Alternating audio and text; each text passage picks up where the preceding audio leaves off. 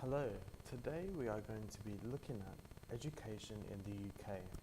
We are going to be noticing some of the differences between the education system in the UK and in Spain, and also looking at some of the features.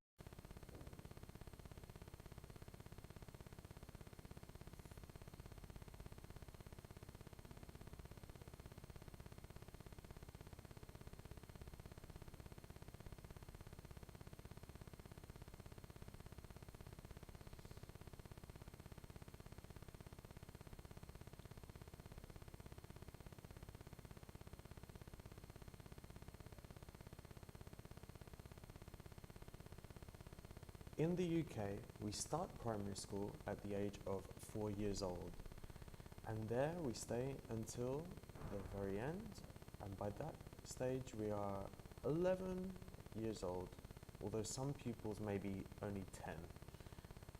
As you can see in these images, most primary schools in the UK look quite similar. In fact, the school on the right side of the slide was actually my old primary school. Sadly, it no longer exists because some years ago they knocked it down. However, as you can see, the schools are quite big. In primary school, we usually study English and maths for most of the school day. However, in the afternoons, sometimes we would study something different, such as geography, history, or maybe even religious studies. And of course, we had PE once a week, normally for around 1 hour, and usually this happened in the morning. As well as this, we had something called assembly every morning. There, the head teacher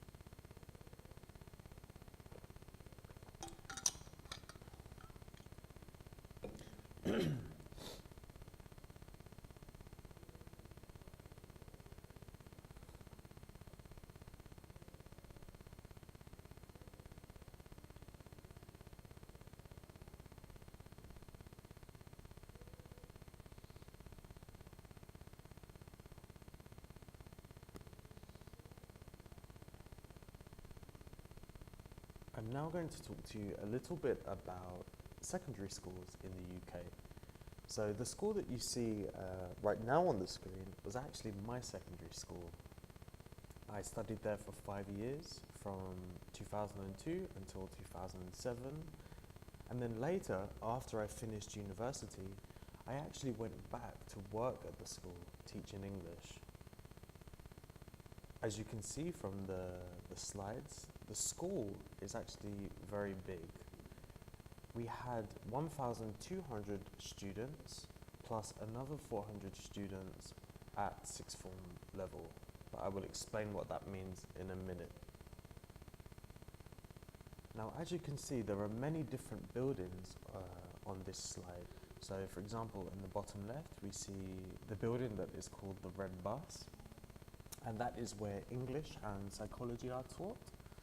In the center, we also see a performing arts building where we would study drama, and to the left of that, the music building as well. To the bottom right, we see the humanities building. That's where we studied things like history, geography, and religious studies. And in the top right, on the left-hand side, we see the English building, and also in the background was a building where we studied science. And I'm sure some of you will recognize the person in the top left slide. Of course, it's the Queen of England, Queen Elizabeth. And in 2001, the Queen visited our school, and she was there to watch somebody read some poetry. Now, one of the main differences with our school was that we would move around to these different buildings to study our lessons. Unlike here in Spain, where for most of the day you sit in the same classroom and the teachers move around, in England it's very normal for each class to move around depending on which subject they're learning. Now, some of the school rules are slightly different, although some obviously are quite similar. So one of the big differences in our school was that we had to wear a uniform. And our uniform was a blazer and a tie and trousers or a skirt for girls. But even the girls had to wear ties. Now, of course, we had other things like, for example, here in Spain, usually you call your teachers by their first names. In England, this is very strange. For us, we always call our teachers by their surname. For example, Mr. Smith or Miss Jones. If we were to call a teacher by their first name, we would probably get some form of punishment. Some of the things that we have in common are the fact that we cannot chew chewing gum during lesson or during break time, and also phones are banned in school. We are supposed to leave them at home, but not many people did. Another big difference is the amount of lessons that we have per day. Here in Madrid, you have 7 lessons per day, starting at around 8 o'clock and finishing at around 3 o'clock. Whereas in my old school, we actually only had 3 lessons per day. Now, obviously, these were quite longer than the lessons here in Madrid, which normally last around 55 minutes. Our lessons lasted anywhere between 1 hour and 15 minutes and 1 hour and 40 minutes.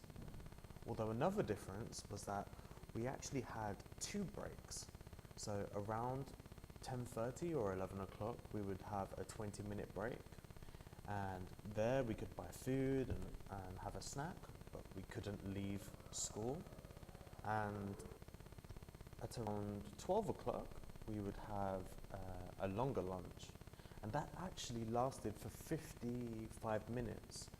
So it's very different from the short 20-minute break that you have here in order to eat something for the day. Okay. Normally school would start for us around 9 o'clock and finish at 3. We also had another thing called registration. Registration is where students, when they arrived to school in the morning, they would go to their form room and they would be greeted by their form tutor. And there, their form tutor would take the register, would let the students also know if there was anything important happening that day, for example, trips or deadlines or just general reminders. We would then have to go back at the end of the day to speak to the tutor, and there the teacher would ask us how our day went. Were we good? Were we bad? Did we get into trouble? And then we would also find out any other reminders that came up during the day. At the end of secondary school in England, when we reach year 11, we all have to sit what are called GCSEs. Now, GCSEs are General Certificate of Secondary Education qualifications, and these exams allow us to move on to further education. Okay, so we need these qualifications in order to go to college and then on to university.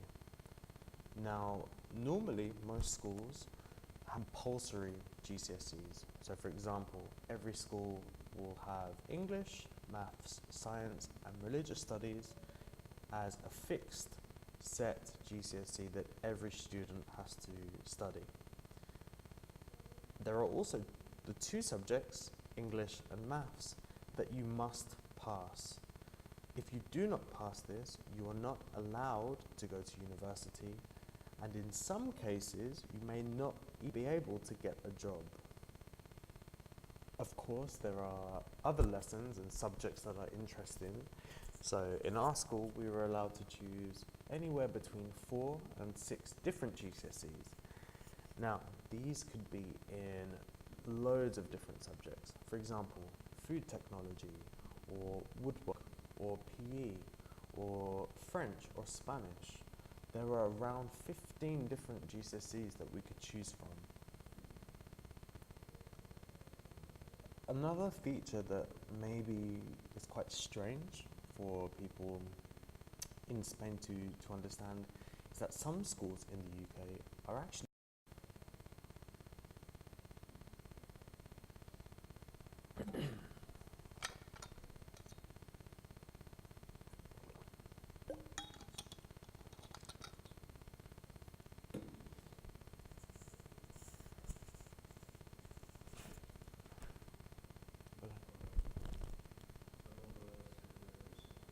okay.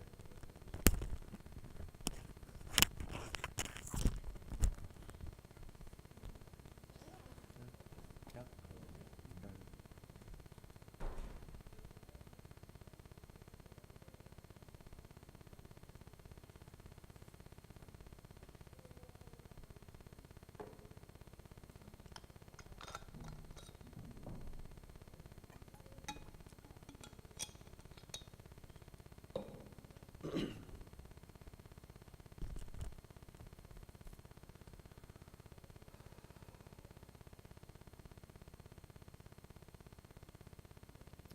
So, after we leave secondary school in the UK, we then move on to what we call further education. This means that we choose to stay in full-time education. Now, here at this stage, there are 2 different options. Now, if you look at the photo on the left, that is actually an image of my college, and that's what we call the place that we go to after we leave secondary school in England. And when we go to college, there are different things that you can study. Now, most people study what we call A-levels, and those are another type of qualification. And these qualifications we need to get into university. Now, normally, people study anywhere between 3 and 4 different A-levels. And of course, most colleges offer these A-levels in a variety of different subjects. For example, English, philosophy, history, PE, loads of different subjects. And normally you would choose subjects that were related or linked to the course that you wanted to study at university. So for example, I studied a law A-level because I knew that I wanted to do a law degree when I went to university. Another type of course that you can study in a college in the UK is something that we call a BTEC. Now, these qualifications are more practical.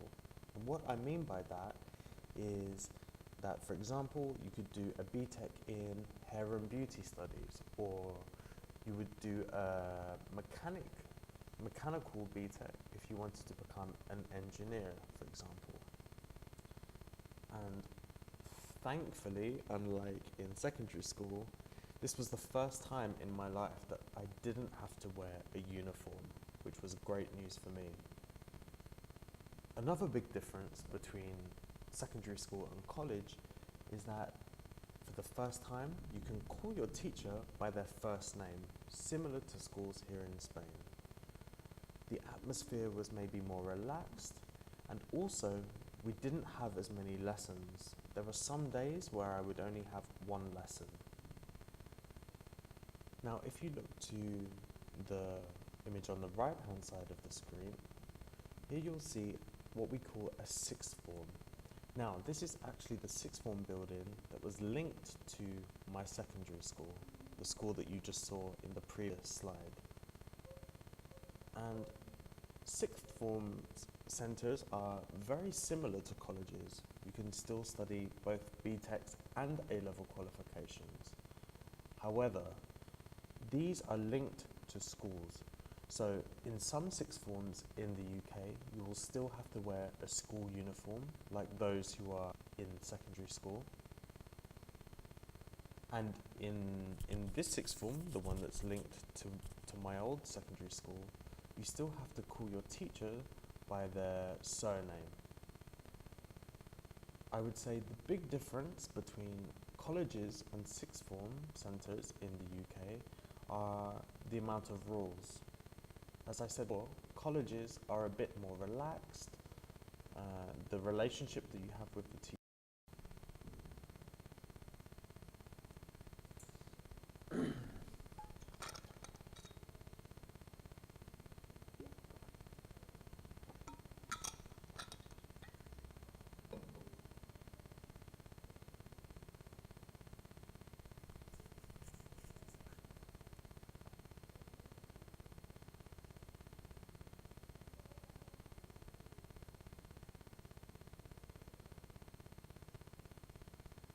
Okay, so now we're going to talk a little bit about universities in the UK. Now, most young people in the UK normally will leave home at this point, okay? So they will move to a different city or town in order to study, okay? So it's quite normal for a young person at the age of 18 to leave home in the UK. All universities in the UK are public, okay? So anybody can apply to any university. And now all universities, more or less, charge the same fees, okay? So you have to pay around £9,000 per year that you study your degree, okay? Which is around 10,000 euros. I would say there are two different types of universities in the UK. Now, some of them are on what we would call a campus, a university campus. And what I mean by that is that all of the different buildings where you study, such as the library or the lecture theatres, okay, are on the same campus, okay? So it's almost like this small kind of city, if you like, full of students between the ages of 18 until, so let's say, 21. However, there are another types of universities, and these are universities where maybe they have multiple or numerous different campuses, okay? So for example, if you look at the images on the screen, this was actually my university. So I went to Kingston University, and that's in southwest London. And here is the Kingston Hill campus, okay? So this was slightly outside of the main centre, okay? And on this campus, the only subjects that you could study were nursing, if you wanted to become a nurse, music, law, and business.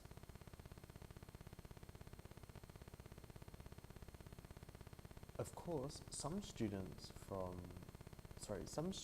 at the university were not just from the UK, but also from many different parts of the world, including many young people from Spain.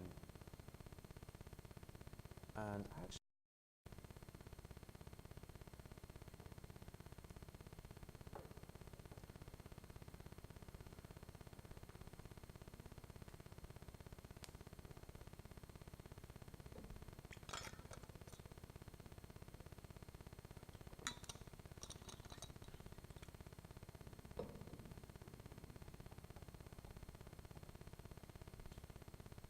as I said before, most young people decide to travel far to go to university. So that obviously means that they move out of home. So there are two options when you start university in the UK. You can apply to live in what we call a halls of residence, or simply halls. Now, these are sites full of small apartments or houses where students can live together. You have to go through the university, which means you have to pay the university for your rent. Now, this was actually my halls of residence, and this was called Stephen Wells. It was around a 30-minute bus ride from my university campus where I studied. And as you can see, I had my own bathroom, my ensuite bathroom in my room. As well as that, we had a desk and shelves and a big wardrobe to store all of our clothes. And if you look at the bottom left photo, this is what the buildings look like from outside. There was also a cafe on the campus and also a place for us to wash our clothes, the laundry. However, not all student accommodation looks like this. Sometimes students may have to share a bathroom, sometimes sharing between 12 or even 14 different students. And of course, we also have to share kitchens. Okay, so in my case, there were 6 different people that lived in my flat. So 6 of us shared one kitchen. So I'm sure you can imagine that sometimes the kitchen was actually very dirty. But of course, you don't have to stay in student halls. You can also look for your own accommodation. For example, look for an empty room in a shared house. And normally that's more of a popular option during the second year of studies. Most university students in the UK want to stay in a halls of residence. And after 3 or 4